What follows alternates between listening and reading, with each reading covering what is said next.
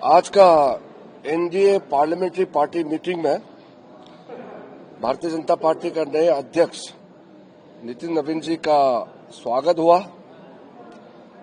और फिर ऐतिहासिक ट्रेड डील्स मोदी जी के नेतृत्व में 9 ट्रेड डील जो हुए हैं जिसको हम फ्री ट्रेड एग्रीमेंट कहते हैं और India EU free trade agreement अभी एक सप्ताह पहले ही, एक सप्ताह भी पूरा नहीं हुआ, India EU free trade agreement का एक सप्ताह के अंदर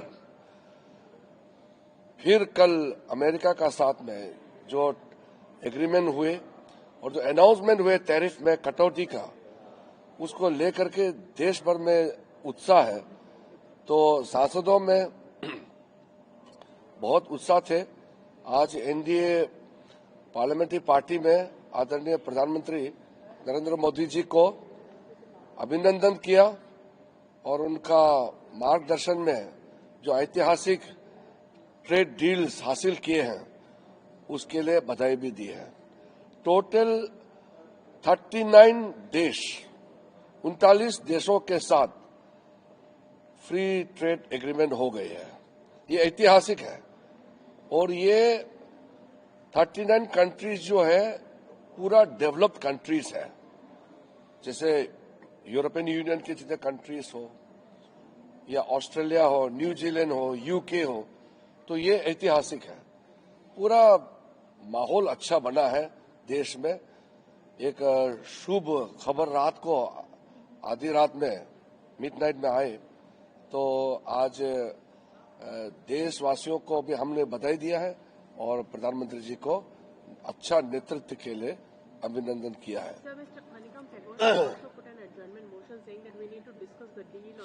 हाँ, वो तो अभी राष्ट्रपति का अभिभाषण पे चर्चा चल रहे हैं। कल राज्यसभा में तो अच्छी तरह से डिबेट डिस्कशन हुए हैं। लोकसभा में भी बहुत अच्छा शुरुआत हुई। एक श्री राहुल गांधी जी की वजह से पूरा लोकसभा का कल का डिबेट को सत्यानाश कर दिया है। इतना अच्छा शुरुआत, धन्यवाद प्रस्ताव, फिर उसको सेकंड किया। राज्यसभा में भी बहुत अच्छा डिबेट हुआ, बहुत अच्छा पार्टिसिपेशन, सुझाव भी आए। अब सोचिए, लोकसभा राज्यसभा में दोनों सदनों में इतना अच्छा चर्चा शुरू हुए, लेकिन एक सदस्य राहुल गांधी जी की वजह से लोकसभा का डिबेट रुक गया। एक आदमी की वजह से, ये तो ठीक बात नहीं है। सद्बुद्धि आना चाहिए और मैं उम्मीद करता हूं आज सुधर जाएंगे। और सिर्फ उम्मीद ही नहीं, हम अपील भी करना चाहते हैं कि राहुल गांधी जी रात भर कम से कम सोच के चिंता करके सुधर जाए और आज अच्छे सोच के साथ खुद तो ठीक से डिबेट में अपना बात नहीं रखते हैं, लेकिन दूसरों को नुकसान नहीं पहुंचाना चाहिए। कांग्रेस पार्टी और विपक्ष पार्टी में भी कई ऐसे सांसद हैं जो अच्छा डिबेट करते हैं, अच्छा सुझाव देते हैं, बोलना चाहते हैं।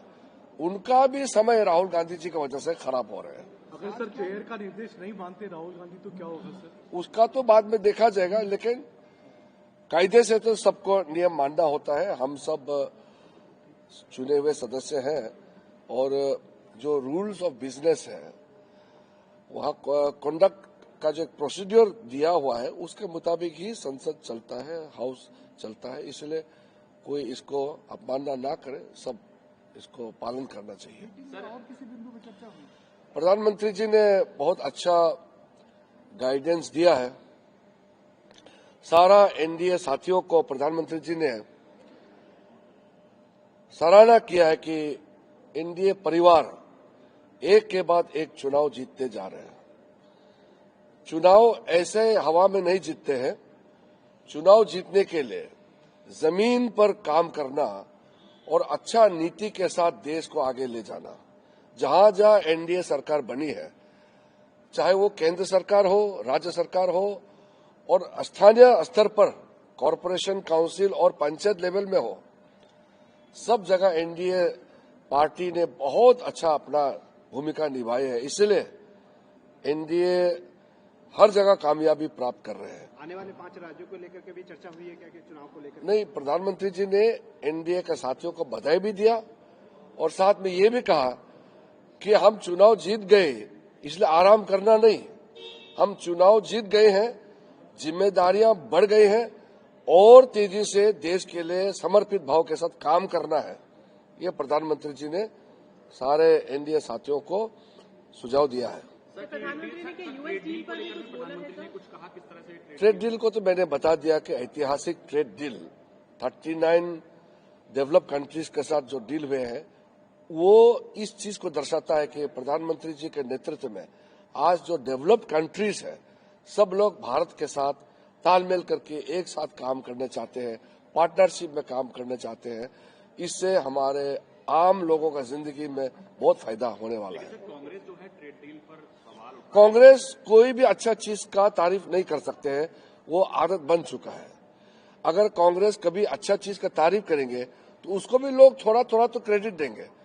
वो खुद तो काम नहीं कर पाते हैं और अच्छा चीज देश के लिए कोई भी कामयाब, देश के लिए कोई भी उपलब्धि कांग्रेस को अच्छा नहीं लगता है, ये कांग्रेस खुद ही दर्शाते रहते हैं। केरला कांग्रेस की ओर से एक्स पे पोस्ट किया गया है और ये कहा गया है कि यूएस 18% हमसे लेगा और हम 0% लेंगे। और ऐसा उसको मालूम नहीं है, उसको मालूम नहीं, उसने पूरा पढ़ा नहीं होगा, पूरा आपका डिटेल में बाद में बता देंगे। पीएम